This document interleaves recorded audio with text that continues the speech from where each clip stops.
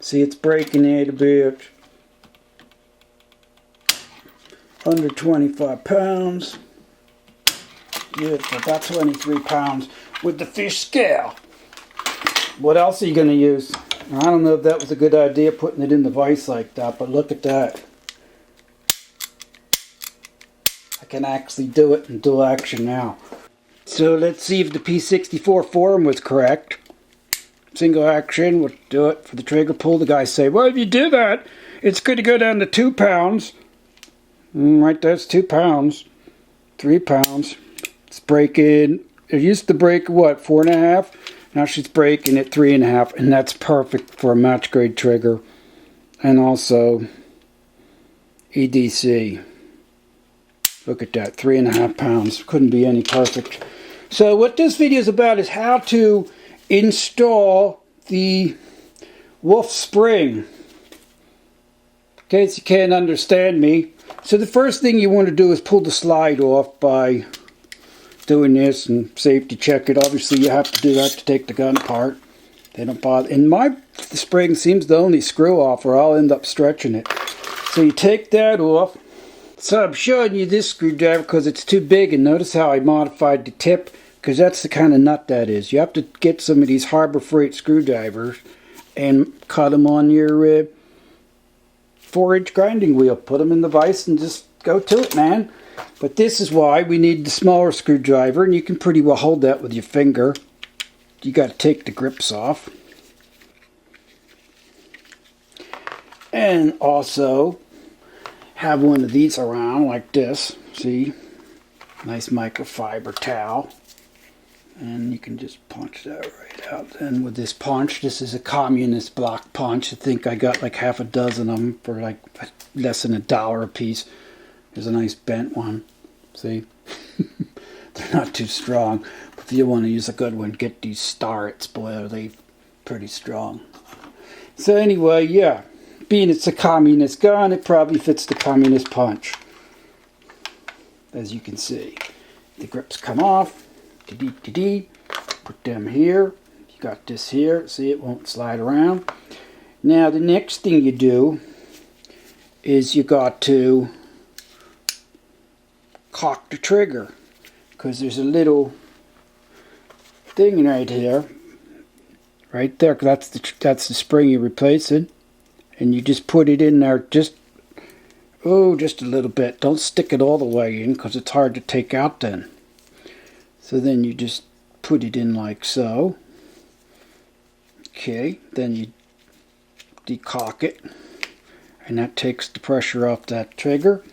Now you take your communist block punch and punch this pin right out. It's not really that so hard, you see, you just push it right out. And yeah, you could do that yourself. And that's all you got to do, really. Don't even mess with the gun anymore. Now comes the hard part. You got to take that spring off, which I already did. This is the stock spring. See, I painted it white, just like the Harbor Freight white springs that you buy. They're like for in the motor. Doesn't matter. They paint motor parts white. You see a lot of confusion going on. Also, before you take this apart here, you might want to draw a diagram exactly how it goes together again. See? So I kind of know not to put it together wrong.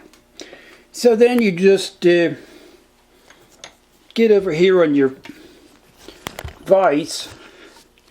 See? Set your vise up. This is a pipe vise. A lot of guys like these because, you know, you can stick your barrel jaws right in here, and then the gun will stick up and down. You can put the gun at any angle you want because it swivels. So a lot of guys were asking where I got this. Yard sale. Not a yard sale, but I mean one of those flea market sales. You know, that guy with the tools?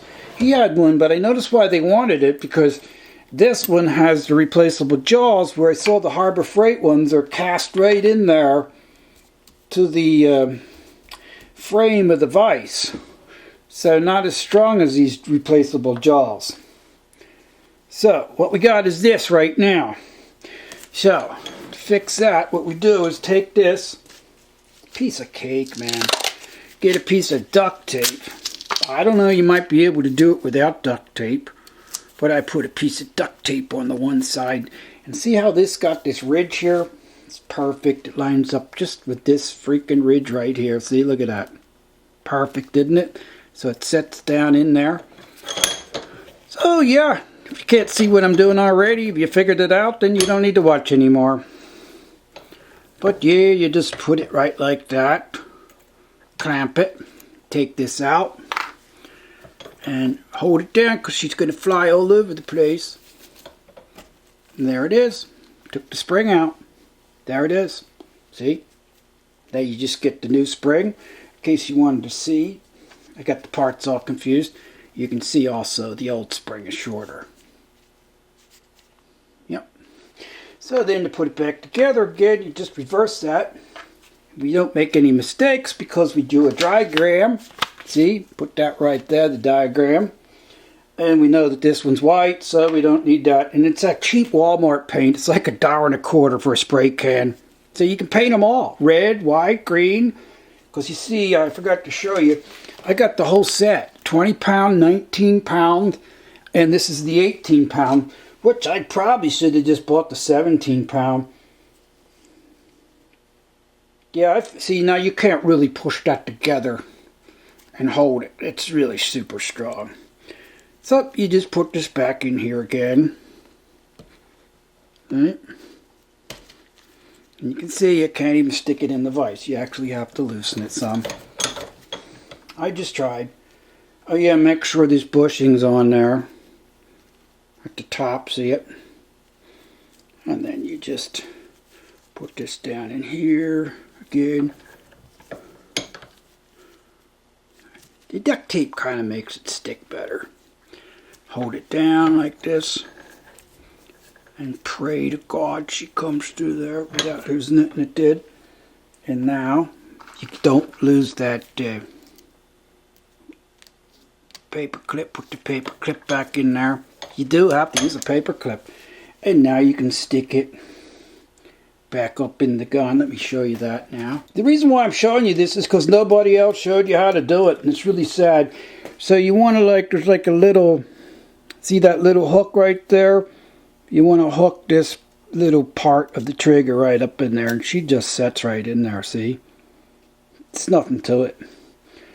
And put this pin in, you probably want to stick it in the opposite end of the paper clip. That's why you didn't want to push the paper clip in all the way. And now, oh, we dropped the pin on the floor. See, you don't want to do that.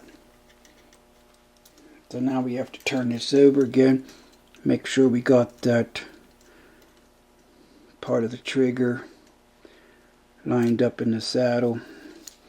And if it does, you really shouldn't have to push up on it at all. And why we're doing that is because we push it to the other side, and if you have enough light, if you don't, buy one of those headlamps, you can see. It's hard to line that up. See the pin coming through? I pushed it through with my finger. Yeah, it's not like I said, you could just use a nail. And now at this point, you can pull this out. See, that's why you want to cock it. And then you want to put the, you can probably dry fire it now too, see? And there you go. Look at the power. I couldn't do that normally. Hell yeah. Now you just put the grips back on.